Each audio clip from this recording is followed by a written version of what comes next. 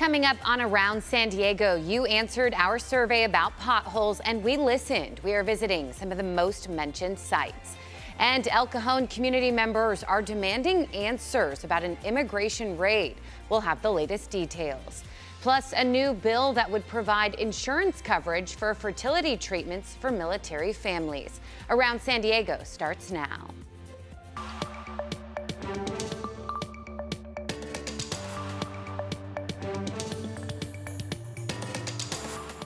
Hello and welcome. Thank you for joining us as we take you around San Diego. I'm CBS 8's Jenny Day, and I'll get you caught up on a week's worth of news, and we'll look ahead in less than 30 minutes. We begin with an update on our project tracking road conditions in San Diego. We asked you to take our CBS 8 survey on potholes in your neighborhood. Several hundred of you answered. So CBS 8's Brian White takes a look at the top mentioned roads in our survey. Gold Coast Drive there in Mira Mesa. Pothole after pothole, dodging one after another. The potholes get worse every time it rains, and many people are pulling out of their lane into your lane when trying to avoid the potholes, making it really dangerous. Out of the 200 responses so far to our CBS 8 pothole survey, Gold Coast Drive was complained about the most. It's bad. I think they should just shut the road down all in all until they get it fixed. It is very bad. The potholes are very deep and they're every 2 to 3 feet. Tracy Snebelins lived here 26 years. She says Gold Coast has gotten real bad over the past 2 years. I drove it myself. The potholes are everywhere. I found it difficult to navigate and drive safely with other cars on the road. You're going to have to swerve out of the way. People are doing that to avoid potholes, which makes drivers go into the other lane, and it is a safety hazard. I reached out to San Diego's transportation department. They told me there's a bunch of ongoing capital improvement projects here, like storm drain improvements and water main pipes. But they've had to reroute underground utility lines, causing unforeseen delays. I'm sure the people who do wheel alignments are happy about this because you hit these potholes pretty hard and you can feel it. You can just feel it through the car's suspension. If your vehicle is damaged by potholes in San Diego, you may be able to seek reimbursement from the city for those repairs. Just make sure to take pictures, keep your repair estimates, and hold on to those receipts. Oh, it's horrible on the cars. It's very horrible on the cars. And I mean, for people that can't get it fixed right away, I mean, what are they going to do for transportation? Because it is doing really some significant damage on cars. Brian White, CBS 8. And we do have all of the information on where to submit your claim for reimbursement on CBS8.com. As for Gold Coast Drive, a city spokesperson says they hope to have it repaved by the end of this year. And to see how else we have been working for you, check out our special on our free streaming channel, CBS 8 Plus. Download it on your TV and watch for free. Well, Rady Children's Hospital says its water supply is back to normal after a potentially deadly bacteria was detected in an inpatient unit. Experts say the bacteria causes Legionnaire's disease, a serious type of pneumonia, but it typically poses little risk to healthy individuals. The hospital tells us the entire water system was disinfected and all tests done for the bacteria have been negative. And El Cajon community members are demanding answers following an immigration raid. The group Latinos in Action submitted a public records request of any communications between immigration enforcement and the city. This as they protested outside of City Hall this week.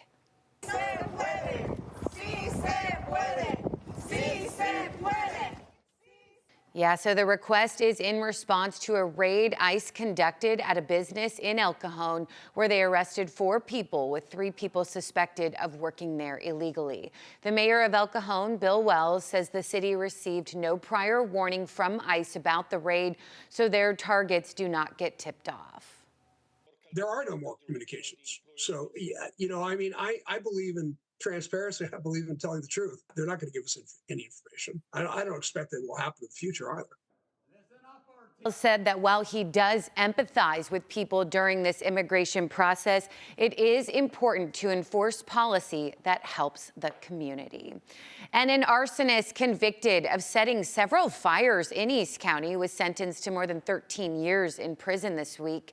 In November, Alan DeNoyo, a 48-year-old homeless man, was found guilty of setting 9 wildfires. These fires were set there in Jamul, Rancho San Diego, Dehesa, La Mesa, and San Diego. 6 of the fires were set within a 90-minute span. The most severe burned 11 acres there in Rancho and forced evacuations.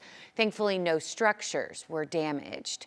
And the suspect in an East County Salon rampage is back in San Diego after skipping his last court date and running off to Florida.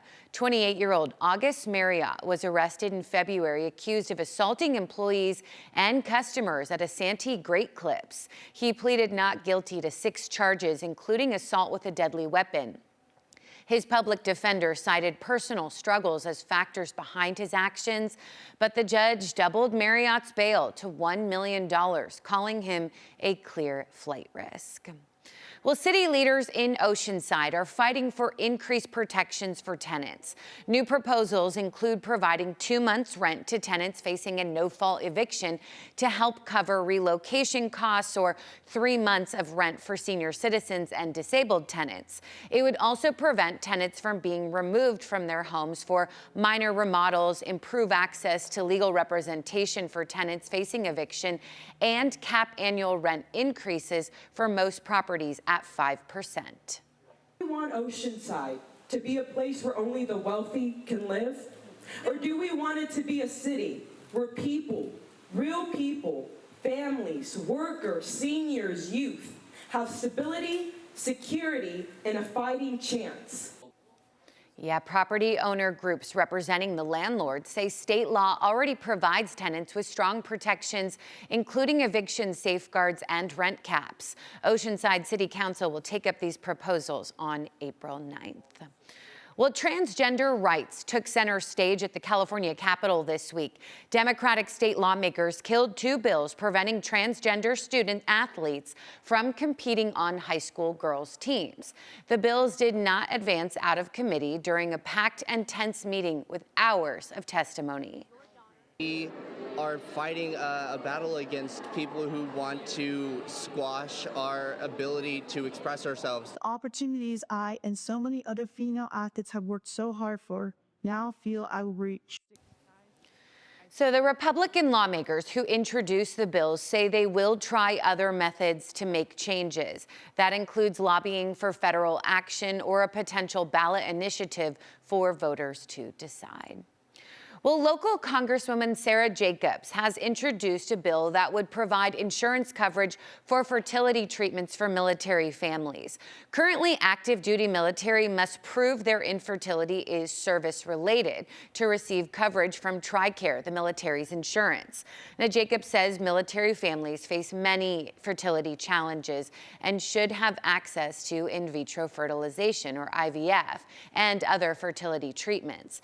She says this will also help with military retention and recruitment. Going to keep pushing again. And, you know, President Trump has said he wants to be the fertilization president, the father of IVF. And I think this is a very concrete way that he can actually do that.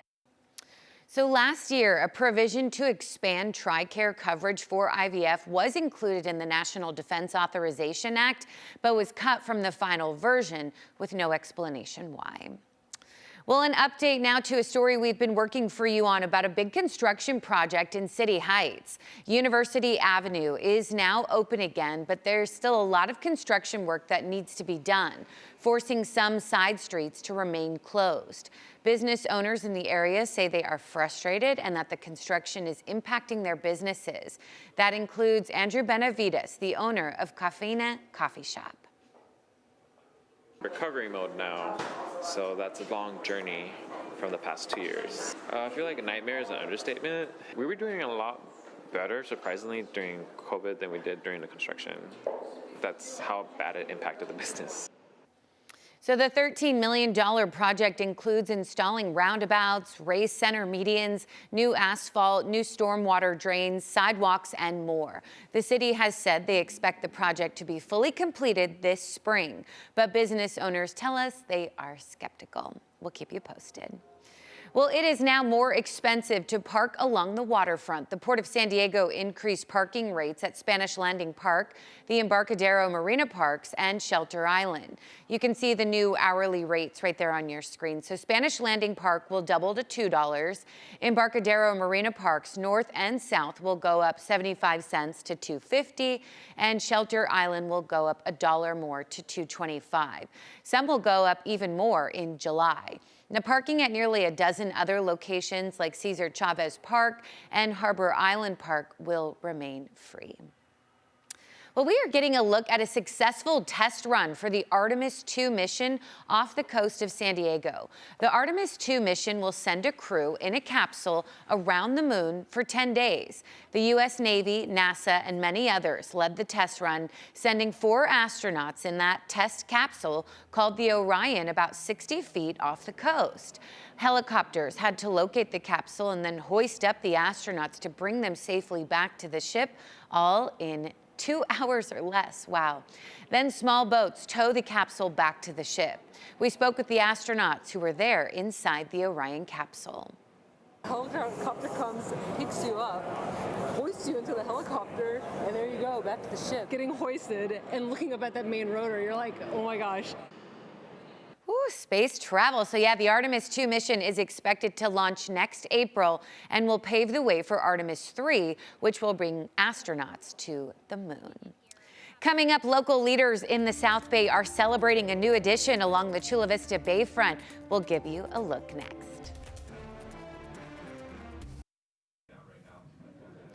Well, the Padres have signed their young star, Jackson Merrill, to a new contract. Beginning next season, this will be a 9-year, $135 million extension, keeping him tied to San Diego until 2034. We're so grateful. There will also be a club option for 2035. Last year, Merrill had one of the best rookie seasons in Padres history, finishing second in Rookie of the Year voting, #1 in our eyes. Now, through the first 7 games this year, Merrill is already batting more than 400 with 2 home runs and 8 runs batted in. Go Pods. Well, local leaders in the South Bay are also celebrating a new addition along the Chula Vista Bayfront. The Port of San Diego officially opened Sweetwater Park. The nearly 40-acre park is near East Street and Bay Boulevard. It features a playground as well as picnic spots and other areas to take in those scenic views. There's also plans for an outdoor concert venue, which will incorporate a beach area, and plans for housing. Going to be adding 35-acre community by Pacifica where people can actually live down here and enjoy with fine dining and other great opportunities for people to come down and enjoy our bayfront. The mayor says construction on the 1,500 condos will be completed in a couple of years. And the new head of the EPA is coming to the San Diego border to get a firsthand look at the ongoing Tijuana sewage crisis. Lee Zeldin wrote on X that he's coming within the next few weeks to the border where, quote, disgusting Mexican sewage is harming our precious environment in the United States, end quote.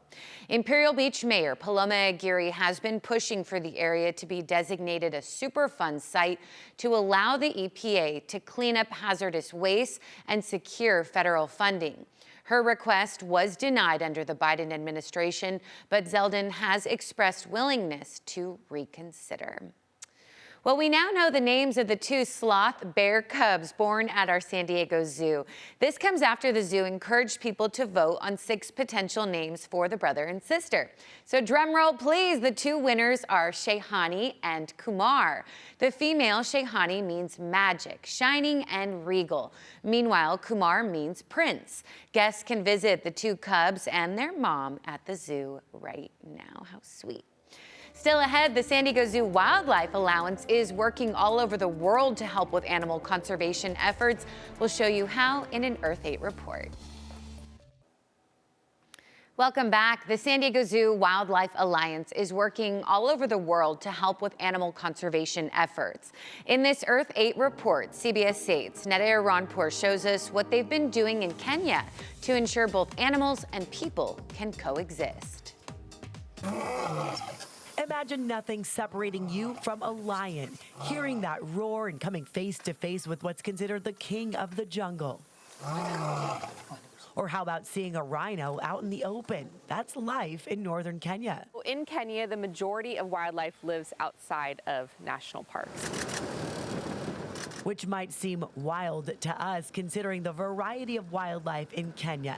Animals most of us might only see at the San Diego Zoo and Safari Park. So something like giraffe, you could see ambling across the savanna. For something really more elusive like leopards, those are of course harder to see.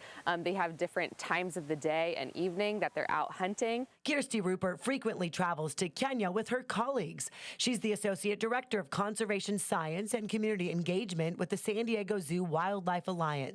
They work with the Lewa Wildlife Conservancy. That's about 160 miles north of the Kenyan capital of Nairobi. And in those spaces, wildlife populations, like many places around the world, face pressures. And those pressures often are tied to human activities. Lewa connects the forest of Mount Kenya to rangelands, allowing these majestic animals to roam freely in search of food and to mate, even if there is a highway in the way. That's because they created a highway underpass to serve as a wildlife corridor. And as they count the animals one by one, they have found their corridor is helping improve populations. Kenya is a global leader in community-based conservation models. Wildlife conservation is part of their national heritage. They're living with wildlife, and so their understanding of wildlife is rich, and we have so much to learn from the ways that they're living with wildlife. Since we're here next to the giraffes, tell me why it's so important for people to come see them and learn about them. Support for San Diego Zoo Wildlife Alliance directly funds our conservation programs, and more importantly, it means that our community here can experience these majestic animals. In a lot of ways, people probably won't be able to travel to a place like Kenya, so seeing and connecting with giraffe here is an incredible way to build support for wildlife conservation here and abroad. Oh, I know what's not to love about these animals. Look how big he is, look how tall he is. With every family that stares in awe, every child who asks questions, and every photo taken at the San Diego Zoo, there is growth in the wonder and appreciation for animals, which is also critical for their survival, because despite efforts by conservationists, they do say the planet is losing a lot of wildlife habitat due to climate change and, well, humans. Understanding those giraffe population numbers over time help us to mitigate some of these pressures that giraffe populations are facing, such as linear infrastructure, roads, fences, railways. Kenya's population went from 22 million in 1989 to more than 55 million people this year. As neighborhoods grow, they're working on ways to coexist, so animal numbers can also grow. Proof they can coexist is in the numbers. Wildlife authorities in Kenya found elephant population grew from about 16,000 in the late 1980s to nearly 37,000 last year. Black rhinos have increased from fewer than 400 in the 90s to now more than 1,000 today, while lions are up to 2,600. The key to conservation in Kenya is finding ways for people to live with wildlife and making sure that these landscapes are connected and managed holistically. And so the partnerships are really central to conservation in Kenya. Local scientists helping guide conservation by way of corridors, a world away. For Earth 8 at the San Diego Zoo, I'm Neda Iranpour. Yes, so grateful for their work. That'll do it for us. Thank you so much for watching and take good care.